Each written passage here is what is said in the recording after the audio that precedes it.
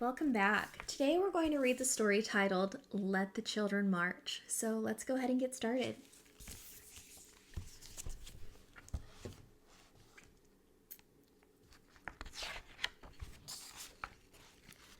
Let the Children March by Monica Clark Robinson, illustrated by Frank Morrison. 1963, Birmingham, Alabama. I couldn't play on the same playground as the white kids. I couldn't go to their schools. I couldn't drink from their water fountains. There were so many things I couldn't do. One warm spring night, my family went to church. We weren't there to have regular services. We were there to hear Dr. King speak. We were there to plan.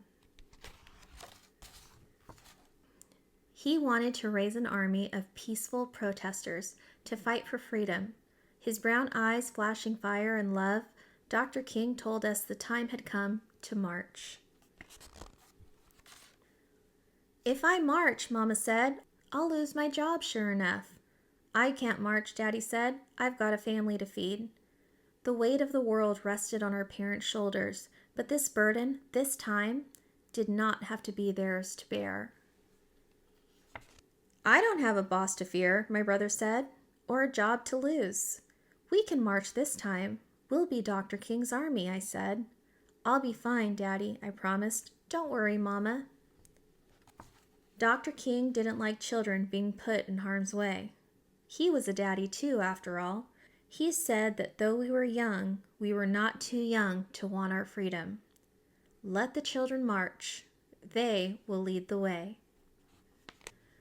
On May 2nd, a sunny Thursday, boys and girls, brothers, sisters, cousins, and friends, we all met at the church, dressed in our best, feet ready. In a silence so loud that all I could hear was my racing heart, we began to walk. Hand in hand, we marched, so frightened, yet so certain of what was right for freedom. The path may be long and troubled, but I'm gonna walk on. Would I be hurt? Would we be heard? Would it be worth it all in the end? I wanted to run from the angry faces in the crowd, from the danger, run from fear. Boys and girls, brothers and sisters, cousins and friends, on and on we marched. We marched, we marched. Singing the songs of freedom, 1,000 strong we came. Hate dogged my heels all that day. Its yellowed canine teeth sharp, but courage walked by my side and kept me going. Disperse or you'll be jailed, the police shouted the first day. Disperse or you'll get wet, the police shouted on the second day. Disperse or we'll release the dogs, the police shouted the third day. We did not disperse. We kept on marching. We couldn't stop until things started to change. Hundreds of us went to jail on the first day, and even more on the second.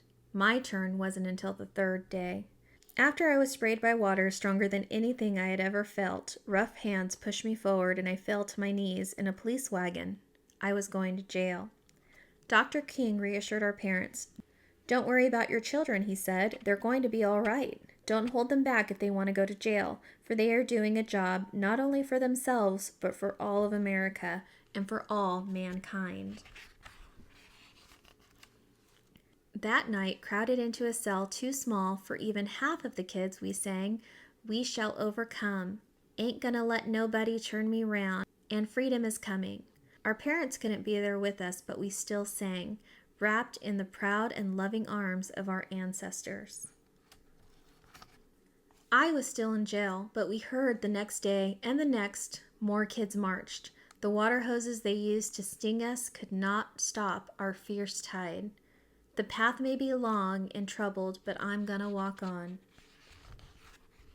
Turn the other cheek, we had been taught. Show love where there is hate.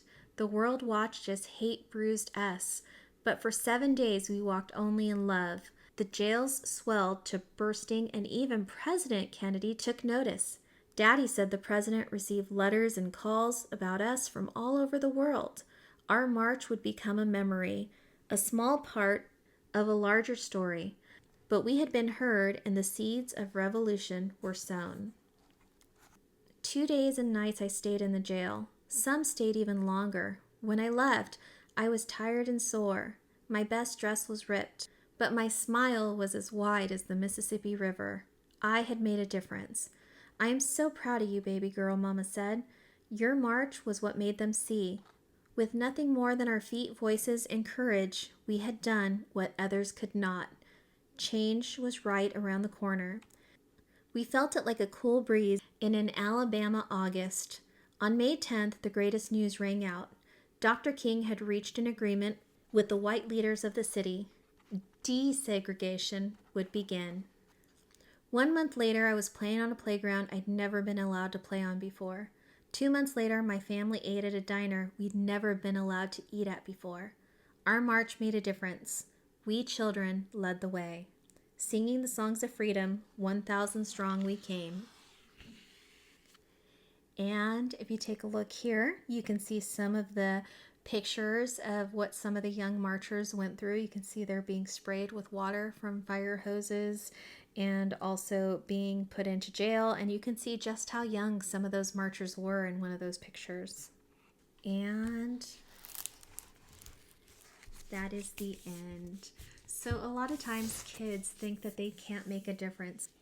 But even when people are fighting for something like our civil rights, kids can make a difference. So anytime you can speak up to be heard, make sure you make your voice clear. And that's it. We'll talk to you later.